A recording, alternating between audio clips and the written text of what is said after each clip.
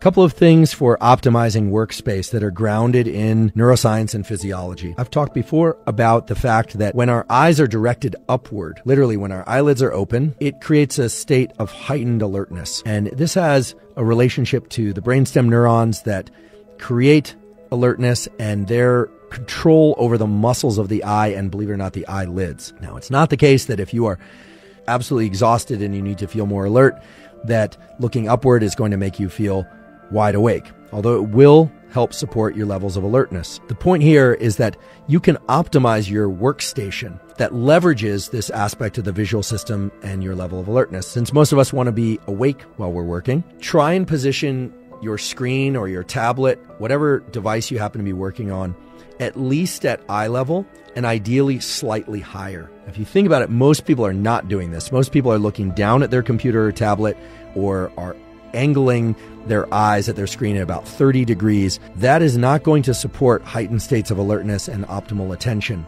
In fact, the opposite relationship between eye position and alertness is also true. When we look down, when our eyelids are slightly closed, it tends to decrease our levels of alertness and increase our levels of sleepiness. I really want to emphasize this, that there's a bidirectional or reciprocal relationship between the brainstem areas that control alertness and the eyes, meaning how alert you are controls how open or closed your eyes are. No surprise there. But also that how open and upward directed your eyes are will increase your levels of alertness. And if your eyes are pointed downward and your eyelids are hooded, like they're slowly closing, you'll feel more sleepy, especially if you're somebody who tends to have that mid-morning sleepiness or mid-morning crash. So what I do is I have a standing desk, but I also prop the computer up such that it's at least at eye level. And I haven't figured out yet how to develop a workstation where the computer is above me. I think the only way to really do that is actually to tilt one's body back, but actually that's not a good idea either. They have done studies recording from areas of the brain associated with alertness, areas like locus ceruleus and the so-called reticular activating system.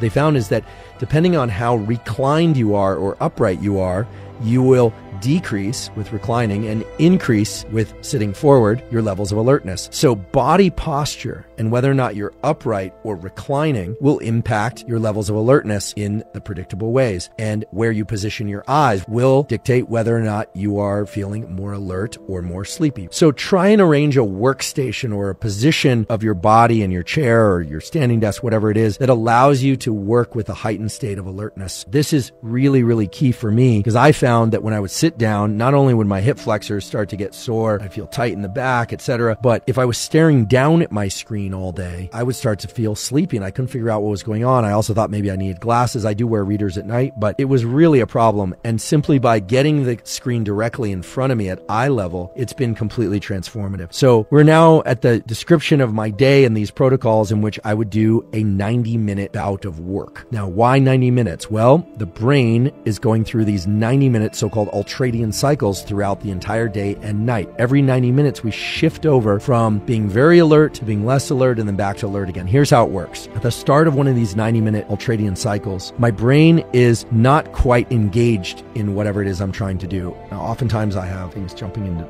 my mind, I've got distractions, etc. But I set a timer for 90 minutes and I try and get a strong bout of work done inside of that 90 minutes with the full understanding that the entire 90 minutes is not going to be uniform in terms of my ability to focus, but that 90 minutes is about what the brain can handle in terms of a dedicated effort or high degree of focus. Some people can push out a little bit further. Some people can't handle more than 10 minutes, but that's what I'm striving toward. You'd be amazed how much you can get done in 90 minutes if you are focused. So how do you increase that focus and how do you use the timer feature? Well, you can combine those. I use a program called Freedom. It shuts me out of the internet completely. So that means no checking the markets, no checking social media, no checking email, none of that. I get a dedicated bout of work done. I confess, I don't allow myself to go to the restroom in that period of time. Here's an interesting little tip that's grounded in physiology. You have a direct neural connection from your bladder to your brainstem areas that increase alertness. This is why when you have have to go to the bathroom. It is extremely agitating. It can be very, very agitating. I'm not encouraging you to get so agitated by filling your bladder so much and resisting going to the bathroom that you are uncomfortable and can't focus. But I generally will just drink liquids and work away, and I won't walk away to go use the bathroom unless I absolutely have to. This is one way in which I've learned to funnel my attention into whatever it is I'm doing.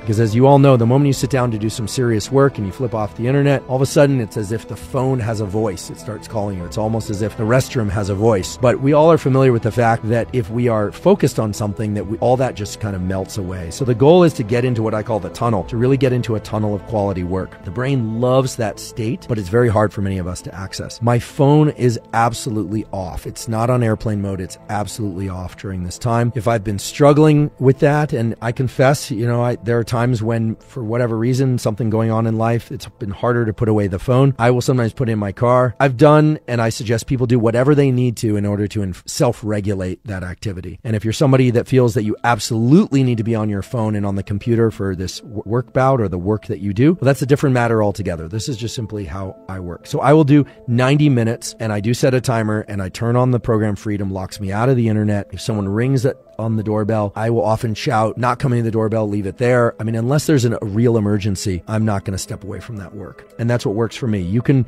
try various other things. That's what works for me. In addition, I use low-level white noise. This is something that is supported by quality peer-reviewed data, but it turns out that white noise, which is essentially all frequencies of sound, mixed up kind of randomly, there's no structure to it, turned on at a low volume, not with headphones most of the time, puts the brain into a state that's optimal for learning and workflow. And I covered 2 papers during that episode. One that showed that indeed brain areas involved in attention, brain areas involved in focus and cognition and memory, those are engaged to a greater degree when there is low levels of white noise playing in the background. The other paper that's really interesting did brain imaging and showed that areas of the brain that are associated with dopamine release are increased by low levels of white noise. Dopamine release is associated not just with pleasure, but with motivation and craving. So everything about this 90-minute block, from the low levels of white noise to the position of my computer, how I'm standing and where my eyes are positioned, is geared towards putting me in this tunnel of work. And I have to say that while it can be a challenge to try and achieve this state and this tunnel of work, some days you start to get kind of addicted to it. It feels really good. It's like a workout for the mind. And it is something that as you exit that 90 minutes, you really feel like you've accomplished